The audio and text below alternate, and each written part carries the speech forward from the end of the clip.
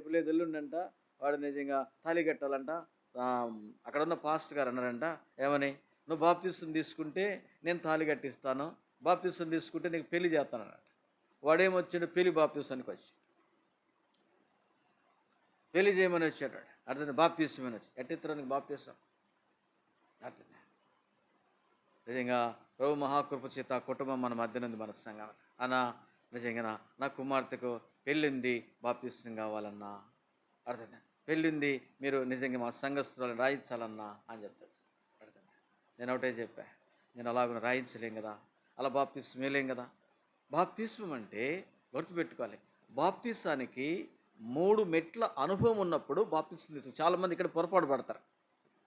ఏదో బాప్తిసం తీసుకున్నంటే అంటే నిజంగా నేను పరిశుద్ధురాలను అర్థం అయిపోయింది అనుకుంటాం. కానీ బాప్తిసం అనేది బహిరంగ సాక్ష్యము, గుర్తుపెట్టుకోవాలి. బాప్తిసం అనేది బహిరంగమైనటువంటి సాక్ష్యం అనేది ఆంతర్యములో కలిగినటువంటి మార్పును బయట మనం చూపించేదే సాక్షి, బహిరంగ సాక్షి. అర్థమవుతుందా కృష్ణన్న? ఆంతర్యంలో కార్యం జరగకుండా తీర మునిగి లేచేస్తే ఏమవుతుంది? మునిగి లేస్తే ఏమో ప్రయోజనం?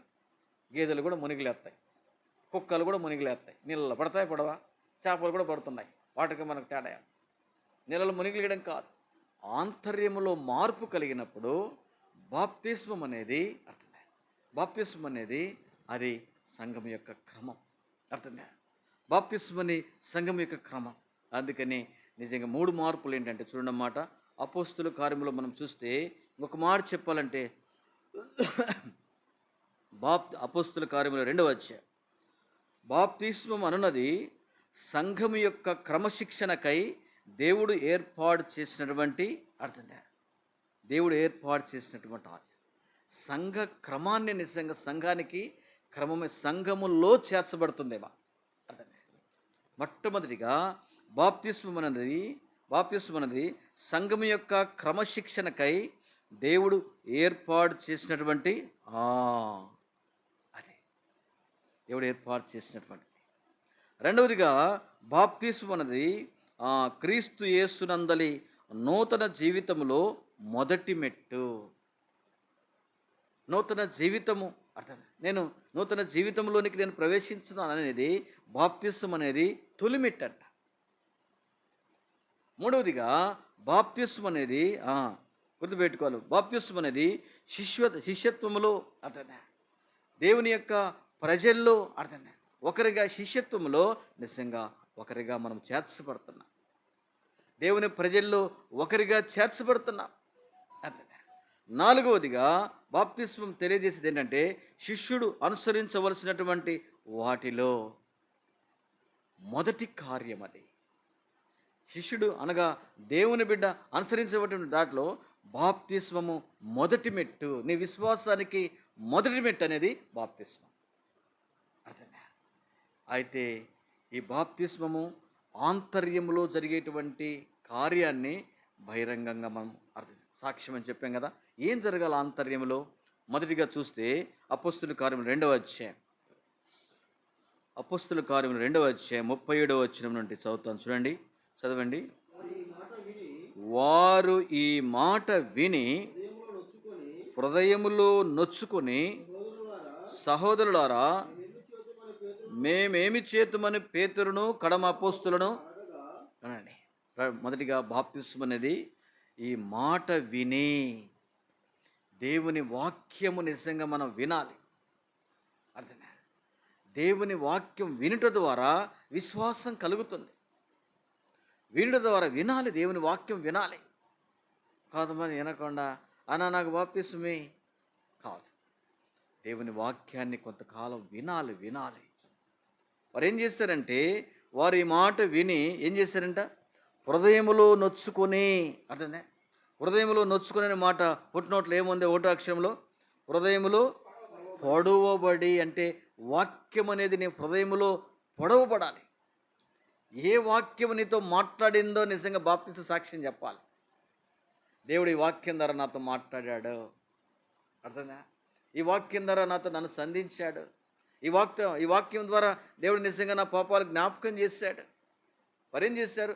వాక్యం ద్వారా గుర్చబడి, వాక్యం ద్వారా పొడవబడి, ఇదే లోతైన అనుభవము, ఇదే నిజమైనటువంటి బాప్తిస్మం, నిజమైనటువంటి నిజంగా దేవునిలో మనము అర్థపడడం. వారు ఏం చేశారంటే వారి మాట విని హృదయములో, నిజంగా హృదయములో నొచ్చుకొని, అంటే పొడవబడి. అందుకనే ఈ వాక్యం అయిపోయిన తర్వాత కొన్ని మాటలు ఈమెతో మాట్లాడుతున్నాను. మనము నిజంగా ఆమె సాక్ష్యం తీసుకొని మనం బాప్తిస్మం ఇవ్వాలి. ఆమె ఎలా రక్షించబన్నది అని కొన్ని ప్రశ్నలు అడుగుతాను. అది అడిగిన తర్వాత మనం ముందుకెళ్తాం. ఇట్లా బాప్తిస్మం ఏం చేయాలంటే మొట్టమొదటిగా ఈ మాట వినాలి, దేవుని మాట వినాలి. వినటం వలన విశ్వాసం కలుగుతుంది. రెండవదిగా వాక్యము చేత గ్రొచ్చబడాలి. తర్వాత సహోదరులారా మేమేమి చేతుమని పేతురును కడమ అపోస్తులను అడగగా, అప్పుడు పేతురు అంటాడు, ఏమంటాడు? మారు మనస్సు పొంది. ఇక్కడ గమనించండి, మొట్టమొదటిగా మారు మనస్సు పొందాలి. బాప్తిసానికి మొదటి మెట్టు ఏంటంటే మారు మనస్సు. అంటే మనస్సు మార్చబడాలి. గతంలో ఉన్నటువంటి మనస్సు పూర్తిగా పాత పెట్టాలి. బాప్తిసం అంటే నీళ్ళలో మంచు లేపుతున్నామంటే గతమంతా నిజంగా మనం లేపాలి, వంచబడాలి. బాప్తిసం అనేది నిజంగా చనిపోవాలి. నిజంగా చనిపోయిన వాడు మాత్రమే తిరిగి జన్మింపచేయగలడు. మారు మనస్సు మార్చబడాలి. ఎందుకంటే నీకున్న మనస్సు ఒకప్పుడు దేవుని ఎరక్క ముందు మన మనస్సు ఎలా ఉందంటే పాపపు తలంపులు, పాపముల చేత, అపరాధముల చేత చచ్చిపోయా. పాపం అనేది ప్రేరేపిస్తూ వచ్చింది. పాపం అనేది అనేక రకాలైనటువంటి నష్టం చేస్తూ వచ్చింది. అయితే ఈ మనసు నుంచి దేవుడు మనల్ని తప్పించాడు. దేవుని వాక్యము వినేటువంటి కృపనిచ్చాడు. దేవుని వాక్యం వినేటువంటి వారిగా మనం చేశాడు. దేవుని వాక్యము చేత మనము గుర్చబడుతూ వచ్చి, అయ్యో నాకు బాప్తిస్మం అవసరం, దేవుడు నన్ను రక్షించాడు. మారు మనస్సు అంటే మనస్సు మార్చబడము. పాత మనస్సు, ప్రాచీన మనస్సు మార్చబడినప్పుడు అర్థం మొదటి మెట్టు. రెండవదిగా మారు మనస్సు పాప క్షమాపణ. ఈ మారు మనస్సు ఏం చేస్తుందంటే నీవు పాపివని నిజంగా నేను గుర్తుపట్టిస్తుంది. అయ్యో నేను పాపిని, నిజంగా నేను పాపిని. మారు మనసు ఏం చేస్తుందంటే మనము పాపులము అని తెలియజేస్తుంది. పాపముతో ఉన్నామనేటువంటి గ్రహింపు నిజంగా కలగజేస్తుంది. పాప క్షమాపణ అంటే పాపాన్ని గురించి ఒప్పిస్తుంది. అయ్యో నిజంగా నేను ఎంత అబద్ధమాడాను, ఎంత మోసం చేశాను, ఎన్ని విధాలుగా నిజంగా దేవుని దుఃఖపెట్టానని పాపం అనేది ఒప్పింపజేస్తుంది. నేను చేసిందంత తప్పే కదా, నేను పాపిని అనేటువంటి గ్రహింపు తీసుకొస్తుంది. గ్రహింపు లేకుండా మనం బాప్తిసం తీసుకున్న ప్రయోజనం ఉండదు. పాపం అనేది క్షమించబడాలి. పాప క్షమాపణ, పాపము క్షమించబడినది అనేటువంటి నిశ్చయిత కలిగిన వారే బాప్తిసానికి సిద్ధపడాలి. పాపాన్ని దాచుకొని నేను కూడా మునిగిలేయాలంటే మునిగిలేస్తే ఏం ప్రయోజనం? పాపం అనేది నేను పాపిని, నా తలంపులు మంచివి కాదు, నా చూపులు మంచివి కాదు, ఆయనైతే పరిశుద్ధుడు, నేనైతే పాపిని. పాపాన్ని ఒప్పింప చేస్తుంది. అదే హృదయంలో గుచ్చబడడం అంటే పాపాన్ని అయ్యో నిజంగా నేను పాపిని. పాప క్షమాపణ, పాపాన్ని గురించి క్షమాపణ. అందుకనే యేసు ప్రభువుని నీ నోటితో ఒప్పుకొని ఆయన మృతులలో నుండి తిరిగి లేచినాడని విశ్వసించిన ఎడల నీవు రక్షించబడదువు. నేను పాపినని మనము గ్రహించాలి. గ్రహించి వెంటనే ఒప్పుకోవాలి. అయ్యో నిజంగా నేను పాపిని, ప్రభువా నన్ను క్షమించయ్యా, నేను పాపం చేశానయ్యా, నేను దోషం చేశానయ్యా, తల్లి గర్భంలో పడినది, భూమి మీద పడినది మొదలుకొని ఎన్నో పాపాలు చేశాను, తలంపుల ద్వారా, చూపుల ద్వారా, క్రియల ద్వారా. అది నిజంగా మన దేవునికే తెలుసు. ఇవన్నీ ఈ పాపాలన్నీ ప్రభు క్షమించి తన బిడ్డగా చేసుకుంటూ వచ్చాడు.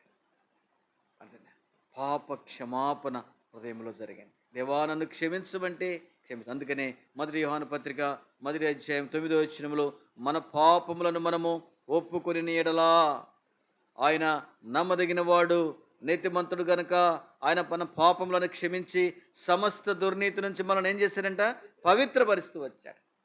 పాపాన్ని ఎప్పుడైతే మనం ఒప్పుకుంటూ వచ్చామో నిజంగా దేవుడు కడిగేశాడు.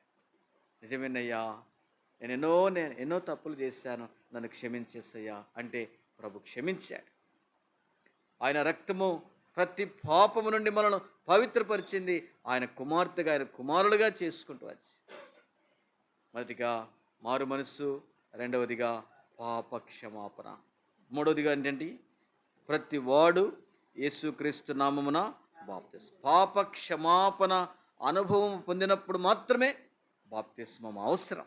అందుకని ఒక ఆయన అడుగుతాడు, నాకు బాప్తిస్మమే అర్థమే, నాకు బాప్తిస్మమే. తల్లిగారు కూడా అర్థమే, మాణిక్యమ్మ గారు కూడా, అయ్యా నాకు బాప్తిస్మం గత 2-3 వారాల నుంచి అడుగుతుంది, నాకు బాప్తిస్మం అవసరము. బాప్తిస్మము అవసరమని దేవుడే ఒప్పింపజేస్తారు. చూడన్నమాట అపోస్తుల కార్యములు, అదే అపోస్తుల కార్యములు ఒక ఆయన అడుగుతున్నాడు, నాకు బాప్తిస్మం ఇవ్వండి. అర్థంగా చూడండి, అపోస్తుల కార్యములు 8వ అధ్యాయము 34వ వచనం, కొన్ని వచనాలు చదువుదాం. అపోస్తుల కార్యం 8:34.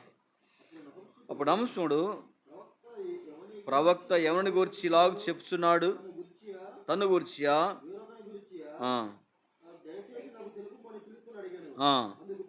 గమనించండి. 35వ వచనం, అందుకు పిలుపు నోరు తెరిచి ఆ లేఖమును అనుసరించి అతనికి యేసును గూర్చిన సువార్త ప్రకటించెను. అప్పుడు అంటాడు ఆయన, వారు త్రోవలో వెలుచుండగా నీళ్లున్న ఒక చోటకు వచ్చి,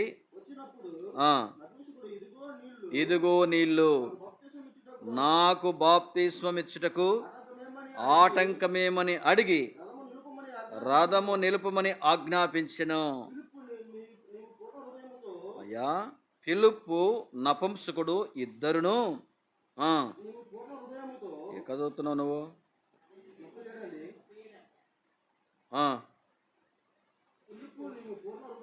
37 వచ్చినమా? అది ఆ మాట చదవాలా, అది లేదా మీ బైబిల్లో? 36, 38 కలిసి ఉన్నాయా? చదువు అయితే దీంట్లో 36. ఫిలిప్పు నపుంసకుడు ఇద్దరును నీళ్ళలోనికి దిగిరి, అంతటా పిలుపు అతనికి, ఆ మాట ఉందా? అంతటా పిలుపు అతనికి ఇప్పుడు ఆయన ఏం చేశాడు నపుంసకుడు? ఇదిగో నీళ్ళు, నాకు బాప్తిస్మం ఇచ్చుటకు ఆటంకమేమని అడిగి, తల్లిగారు కూడా అడిగారు. అర్థందా? మాణిక్యమ్మ గారు కూడా, నాకు బాప్తిస్మం అయ్యయ్యా. ఎందుకంటే హృదయంలో ఒప్పించబడింది, పాపాన్ని గురించి ఒప్పించబడింది, హృదయంలో కార్యం జరిగింది. అర్థందా? హృదయంలో కార్యం జరగకపోతే ఆ మాట అడగలేదు. నాకెందుకులే. నేను ఒక ఆయన బాప్తిస్మం కొరకు ముందుకు వచ్చాడు, తీసుకుంటున్నాడు. సాయంకాలం వెళ్ళి మాట్లాడినప్పుడు, నాకు టైం కావాలి, ఇంకా నాకు టైం కావాలి, ఈసారి చూద్దాంలే, ఇది 3వసారి ఆయన అంట. అంటే హృదయంలో కార్యం జరిగితే పరిశుద్ధాత్మదేవుడు ఒప్పిస్తాడు. హృదయంలో కార్యం జరగకపోతే అర్థంగా ఒప్పుకోదు. నిజంగా పరిశుద్ధాత్మ ఒప్పుకోదు. వద్దులే, ఆగు, నీకెందుకు బాప్తిస్మం, నీ జీవితం మారిందా, నీ బ్రతుకు మారిందా అని నిజంగా ఒప్పుకోడు. అర్థంగా లోపల ఒక పురుషుడు ఒకడు ఉంటాడు లోపల. అర్థంగా అంతరి పురుషుడు ఉంటాడు, ఒప్పుకోదు. హృదయంలో కార్యం జరిగినప్పుడు ఆయన ఏమడుగుతున్నాడు? నాకు బాప్తిస్మం ఇవ్వడానికి ఆటంకం ఏముందయ్యా, ఇయ్యండి అయ్యా, నాకు బాప్తిస్మం, నాకు బాప్తిస్మం అవసరమయ్యా. అమ్మగారు కూడా అదే అడిగింది, నాకు బాప్తిస్మం అవసరం. అర్థంగా ఈ కార్యం లోపల జరగకపోతే బాప్తిస్మానికి దూరమే. ఎందుకంటే హృదయంలో కార్యం జరగలే. శత్రు పనిచేస్తున్నాడు హృదయంలో.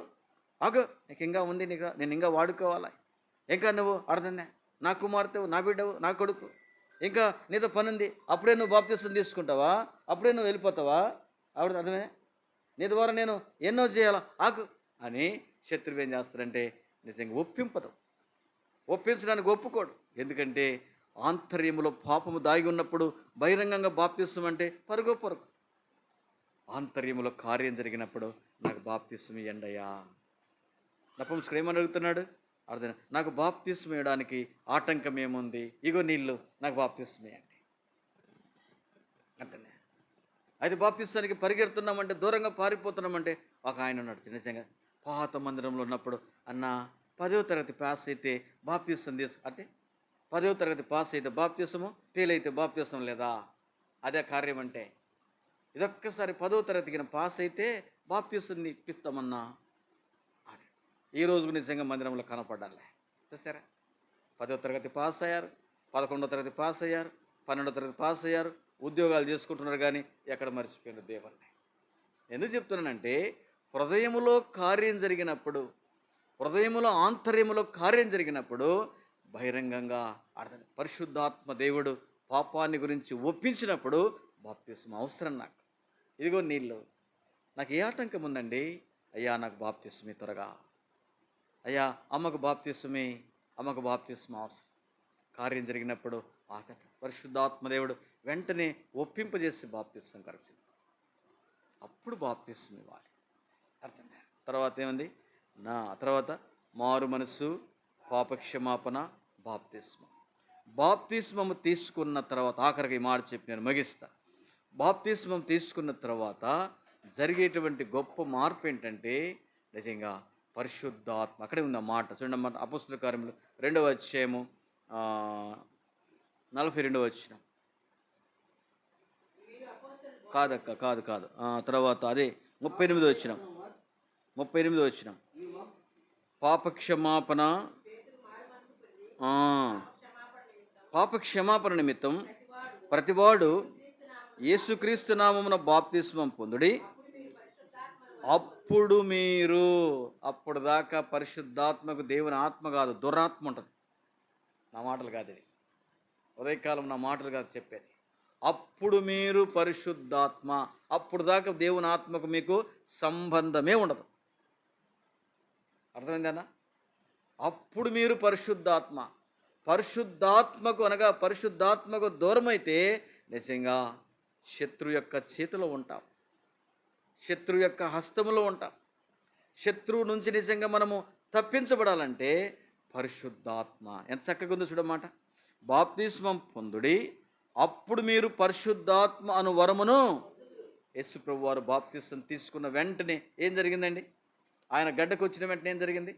పరిశుద్ధాత్మ పావురం వలె ఆయన మీదికి వాలింది. బాప్తిస్మం తీసుకున్న వెంటనే నిజంగా మనలో జరిగేటువంటి నూతన కార్యం దేవుడు ఏం చేస్తాడంటే పరిశుద్ధాత్మను నిజంగా నీ మీదకి పంపిస్తాడు. ఆత్మ అనేటువంటి ముద్ర నీకు ఇస్తాడు. ఏ బిడ్డ నా బిడ్డ అంతే. స్టాంప్ వేస్తాడు అంతే, సీల్ వేస్తాడు అంతే. శత్రువు ఏమాత్రం కూడా ముట్టడానికి వాడికి అవకాశమే ఉండదు. ఎందుకంటే దేవుడు తాళమేసి బంధిస్తున్నాము చుట్టూ. పరిశుద్ధాత్మ కంచె వేస్తాడు. అర్థమైందా? పరిశుద్ధాత్మ అనేటువంటి వరాన్ని అందిస్తాడు. అర్థమైందా? దేవుని ఎరిగిన తర్వాత బాప్తిస్మం తీసుకున్న తర్వాత కలిగే గొప్ప మార్పు ఏంటంటే పరిశుద్ధాత్మని ఇస్తాను నీకు. అర్థమైందా? ఈ ఆత్మ ఏం చేస్తుందంటే పాపాన్ని గురించి ఒప్పిస్తుంది. ఈ ఆత్మ ఏం చేస్తుందంటే ప్రతి బలహీనతల్లో ఏం చేస్తుందంటే ప్రభువా నన్ను క్షమించయ్యా, ప్రభువా నన్ను మన్నించయ్యా, ప్రభువా నాకు సాయం చేయ, ప్రభువా నిజంగా నా బిడ్డలకు సాయం అనే నిజంగా ప్రార్థన చేయడానికి ఈ ఆత్మ సహాయం చేస్తుంది. ఆత్మ చేత ప్రార్థన చేసేటువంటి ధన్యత ఆత్మ లేనివాడు ప్రార్థన చేయాలి. ప్రార్థన చేయమంటే ఏం చేస్తాడు? ప్రార్థన ఏం చేయలేదు. ప్రార్థన దేవుని ఆత్మ నిజంగా వచ్చినప్పుడు వెంటనే ఆత్మ ద్వారా ప్రార్థన, ఆత్మ ద్వారా నిజంగా దేవుని యొక్క నడిపింపు. ఈ ఆత్మ ఏం చేస్తుందంటే నిన్ను ఒప్పిస్తుంది. అమ్మా ఇది పొరపాటు లే, అమ్మా ఇది తప్పుతాం లే, అమ్మా ఇదివై కలవరం లే. కొన్నిసార్లు బలహీనంగా పడిపోతామే, కానీ వెంటనే దేవుని ఆత్మ ఏం చేస్తుందంటే మనల్ని తిరిగి లేవని. అయ్యో ప్రభా నేను ఈ పొరపాటు చేశానయ్యా, నన్ను క్షమించు. ఈ ఆత్మ చేసే కార్యం మనం అర్థం చేసుకో. దేవుని ఆత్మ చేసే కార్యం ఏంటంటే నిజంగా పాపాన్ని గురించి ఒప్పిస్తుంది. మాట్లాడబాకండి, ఇప్పుడు వచ్చి పరిశుద్ధాత్మల గురించి ఒప్పిస్తుంది. వినండి, రక్షణ తీసుకున్న వాళ్ళకు, రక్షించబడే వారికి నిజంగా వీళ్ళందరికీ మాకెందుకు మేము గడగమన్నాం కనుక మీకే నిజంగా మిమ్మల్ని వినిపించి, ఎందుకంటే ఫోన్లు చేసి నిజంగా మనమే. ఈ పరిశుద్ధాత్మ మనకి ఏం చేస్తుందంటే పాపాన్ని గురించి ఒప్పిస్తుంది. అన్నా ఈ పొరపాట్లు ఉన్నాం, అయ్యా ఈ పొరపాట్లు ఉన్నాం, జాగ్రత్త అన్నప్పుడు ప్రభా ఈ పొరపాటు చేస్తాను క్షమించయ్యా, నీ సెలవు రక్తంతో నన్ను కడిగయ్యా, ఈ తప్పు చేశానయ్యా అనేటువంటి ఆత్మను దేవుడు నీలో ఉంచాడు. ఇది ఆత్మ చేత నువ్వు ధైర్యంగా అపొస్తలుగా Hebrews 4:16 ప్రకారము ధైర్యం ప్రభు ఇచ్చాడు. మనము కనికరింపబడి సమయోచితమైన సహాయం కొరకు ధైర్యం పొందినట్లు ధైర్యంతో కృపాసనం యొద్దకు చేరుదామంటే ఆ ధైర్యాన్ని దేవుడు ఈ ఆత్మ ఇచ్చాడు. ఈ ఆత్మ చేత ఈ ధైర్యం నిజంగా నువ్వు పొందుకున్నా. ఒకప్పుడైతే ఈ ధైర్యం నీకు లేదు, అతనే పాపాన్ని మంచినీళ్ళు తాగినట్టుగా తాగి అబద్ధాలు ఇష్టం వచ్చినట్టుగా ఆడుతుంది. అయితే రక్షించబడిన తర్వాత దేవుని ఆత్మను ప్రభు మనలోకి పంపించిన తర్వాత ఈ ఆత్మ మనల్ని ఒప్పిస్తారు. అన్న పొరపాటు చేశానన్నా, నన్ను రక్షించాను, నిజమే ప్రభా అన్న నీ విధంగా అన్నాను, ఇలాగ పొరపాటు చేశాను, అక్కడ బాధ పెట్టాను, అన్నను బాధ పెట్టాను, ప్రభా నేను దుఃఖ పెట్టాను, నీ గాయము రేపాను. ఇవన్నీ పరిశుద్ధాత్మ మనకు ఒప్పిస్తుంది. పరిశుద్ధాత్మ అనేది మనకు ఒప్పిస్తుంది. ఇట్టి ఆత్మను ప్రభు అనిపించి అదే కలసంలో మనం కూడా ఇలాంటి అనుభవంతో ప్రభుడు మనం ఇలాగిన మారు మనస్సు, పాప క్షమాపణ, బాప్తిస్మము, ఆత్మ అనేటువంటి వరాన్ని నిజంగా పరలోకములో ఒక ఆత్మ నిజంగా రక్షించబడిందంటే పరలోకమంతా సంతోషంగా ఉంటుంది. అది మంచి మాట చూడండి అన్నమాట. పరలోకమంతా ఏదైనా ఆ మాట చదువుకొని ప్రార్థన చేసుకున్నాం. లూకాసు వార్త 15వ అధ్యాయం. లూకాసు వార్త 15వ అధ్యాయం 10వ వచనం చదవండి అమ్మా. మారు మనసు పొందు ఒక పాపి విషయమై, మారు మనసు అనగా మనసు మార్చబడినటువంటి ఒక్క పాపి విషయమై దేవుని దూతల ఎదుట దేవుని దూతల ఎదుట సంతోషం కలుగునని మీతో అది మారు మనస్సు పొందు ఒక్క పాప విషయమై దేవుని దూతలు పరలోకంలో ఏం చేస్తారంట? సంతోషంగా ఇతర మనిషంగా అలాని మాణిక్యం గారు ప్రభు రాజ్యానికి చేర్చుకున్నారు, పరిశుద్ధుల గుంపులోనికి చేర్చుకున్నారని పరలోకం అంతా నిజంగా ప్రేమావిందులో ఉన్నారు. దైవజనుడు చెప్తారు మాట. ఇదే పరలోకంలో మనమేం ప్రేమావిందు చేసుకుని ఎంత సంతోషం రావడం చేస్తామో, పరలోకంలో ఒక్క పాప రక్షించబడిందంటే పరలోకం అంతా సంతోషంతో నింపబడుతుందంట. అదే కాదు, ఈ సంతోషంలో నిజంగా రక్షించబడినటువంటి నీవు నేను కూడా పాల్గొని సంతోషంతో నిజంగా మన కుటుంబంలోనికి ఆమెను చేర్చుకోవాలి. అనగా పరలోకం తేజో మహిమ నిలిచేటువంటి పరిశుద్ధుల స్వాస్థ్యానికి నిజంగా ఆమె కూడా వారు భావిస్తున్నారుగా ఏర్పరుస్తుంది. దాన్ని బట్టి మనం స్థుతించి వాపసు బట్టి మనం చేశారు. శ్రీఫోన్ అమ్మ పేరు మాణిక్యం కదమ్మా. అమ్మ మాట్లాడుతా చెప్పండి, పర్లేదు. మాట బాప్తిస్మము ఎందుకు తీసుకోవాలనుకుంటున్నావు? బాప్తిస్మం ఎందుకు అవసరమా? ఎందుకు అవసరం? పర్లేదు చెప్పమ్మా. కొడుకు కర్మ చేయాలన్నా నువ్వు చచ్చినాడు శమ్ము నా అపార్ట్మెంట్ ఆయనకి రావాలంట, అందుకని నేను తీసుకుంటున్నా. నా కూతురికి ఇవ్వాలని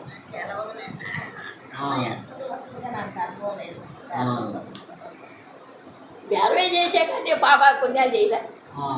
35 ఏళ్ళు అవుతుంది నా పెళ్లి చచ్చిపోయి కూడా. కొడుకు కాదమ్మా, భౌతికమైన కాదు. నేను ఒక మాట చూస్తున్నా వాళ్ళు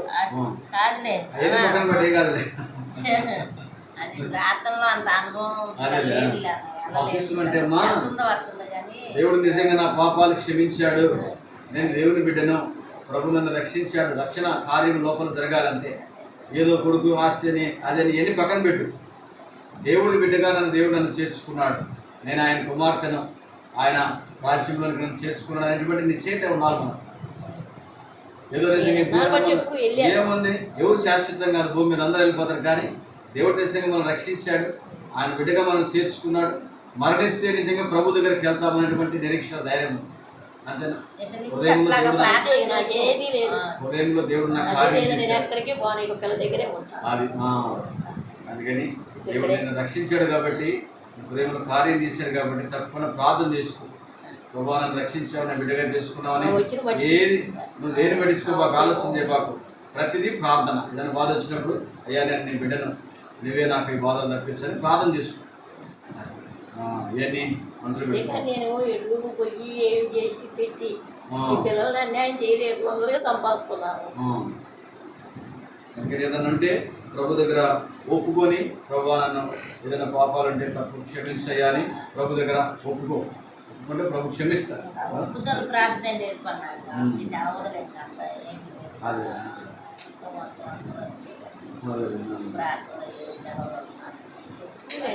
ఎందుకంటే మనం ఏదన్నా తప్పితాలు ఏదన్నా ఉంటే కానీ మనకు తెలియకుండా, పైకేమో బాగుంటాం అందరం, తెలియకుండా ఏదైనా ఆంతర్యం ఏదైనా తప్పు ఉంటే ప్రభు క్షమించంటే ప్రభు క్షమిస్తారు.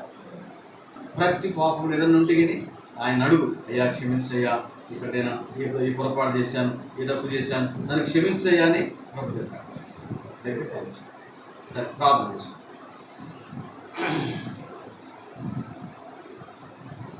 ఇద్దరు ప్రార్థన చేయండి, మాణిక్యమ్మ గారి కొరకు ఇద్దరు ప్రార్థన చేయండి. ఆమె దేవుడు మిమ్మల్ని బలపరిచి నమ్మకమైన సాధనముగా ప్రభు కొరకు, ప్రభు రాజ్యం కొరకు నమ్మకంగా ఈ శేష జీవితంలో ప్రభు కొరకు సిద్ధపడలాగిన ఇద్దరు ఆమె కొరకే ప్రార్థన చేయండి. మా దేవ లోకమందుడు మా తండ్రి, ప్రార్థిస్తూ ఏ కాల సమయంలో నిరావరణలు వచ్చేది ఉపాసమాసం స్థితిస్తున్నా ప్రత్యేకంగా ఈ దాసుల తండ్రి అనాది కాల సంకల్పంలో జరుగుతున్నారు వేయబడుతున్నారు తండ్రి. దేవా క్రీస్తు యేసు తప్పులు అతన్ని గెలిచిన రక్షణ ఆర్థిక క్రైస్తవులు తండ్రి. దేవా మీ సమయంలో జ్ఞాపకం చేసుకుని తండ్రి దాసులను రక్షించుకున్నారు. వారు తండ్రి దేవా బాప్తిస్మం అవసరమని గుర్తిరిగేటువంటి దేహాన్ని ముఖ్యింపజేస్తూ వచ్చారు. అడిగారు అతనికి ఆటంకి మేముంది బాప్తిస్మం తండ్రి రాష్ట్రాల యొక్క సాక్షి తండ్రి ఆరాధన చేసుకుని గత 2 వారాల నుంచి ప్రార్థిస్తూ వచ్చాను తండ్రి. ఆమె బాప్తిస్మం కొరకున్న తండ్రి రావులు సిద్ధపరుస్తూ వచ్చారు. పరలోకంలో గొప్ప సంతోషం తండ్రి రాష్ట్రాల విషయమే కుటుంబంగా తండ్రి సంఘముగా సంతోషంతో తండ్రి దేవాల తండ్రి తండ్రి రాష్ట్రాల ప్రభుత్వం రక్షించుకున్నటువంటి సంతోషంతో స్థుతిస్తున్నాం. ఏదేమో బాప్తిస్మ సాక్షుల ద్వారా కనపరుస్తున్నారా మీరైనా తన సమయంతో మేలుకరంగా చేయండి, మన సమయాలు దీవనకరంగా చేయండి. రాష్ట్రాలను బలపరచునైనా దయపరచు దేవా. ఓడిపోయినటువంటి వాటన్నిటిపైన దృష్టి పెట్టినట్టు నా ప్రభు నన్ను రక్షించాడు. నేను ఆమె కుమార్తెను ఆయన తండ్రి ప్రభు నా కొరకు ప్రారంభించి మరణించి సమాధి చేయబడి తిరిగి లేచాడు. ఆయన రక్తం చేత నేను కడుగుకున్నాడు. ఆయన సొత్తు ఆయన బిడ్డను నేను గ్రహింపుతో సేవించడానికి నేర్పించు. దినదినం ఉన్న తండ్రి నీ ఆత్మ చేత నింపండి, బలము చేత నింపండి. దేవాలయం తండ్రి ప్రార్థించి దినదినము నీకు ఎదుగుట కొరకై ఈ సమయంలో బాప్తిస్మం కొరకై పెడుతుండగా దేవా వీళ్ళందరినీ మీరు బలపరుచున్నాయి, సంఘాన్ని బలపరుచున్నాయి. ఒకసారి మనందరినీ ప్రోక్షించి దేవా రాష్ట్రాల యొక్క సాక్ష్యం తండ్రి, రాష్ట్రాలు రక్షించబడిన ధైర్యంతో అతన్ని సాక్ష్యం ఇస్తుండగా తండ్రి మీరే తండ్రి మన సాక్ష్యాన్ని ఆధారం చేసుకుని తండ్రి బాప్తిస్మం కొరకై మేము వెళ్తున్నాం. దూరంగా ఉండి సహాయం మీరే ప్రతి ఒక్కరిని ప్రభావం తండ్రి ప్రభావ బలపరచు. వెళ్ళడం ద్వారా మంచి కార్యం చేయడం ద్వారా అనేకులు మీరు బలపరచు, గణనామాన్ని మహిమ తెచ్చుకున్న సమయం దేవునికరంగా చేయండి. తండ్రి క్షేమంగా వెళ్ళి తిరిగి రావడానికి సహాయం చేయండి. దయగల హస్తాలకు నప్పగించు. ఉదయకాల దేవులతో దేవిస్తారు. యేసు నామమున స్తుతించి ప్రార్థించి వేడుచున్నాము తండ్రి, ఆమేన్. మన తండ్రి అయిన దేవుని ప్రేమ, కుమారుడైన యేసుక్రీస్తు వారి కృప, పరిశుద్ధాత్మ కన్య సహవాసం వచ్చిన మనపై మన ప్రజలకు ప్రత్యేకంగా బాప్తిస్మం కొరకై సిద్ధపడుతూ వచ్చిన మానవ వారిపై కృప సదాకాలంతో నడిపించుగాక. ఆమేన్.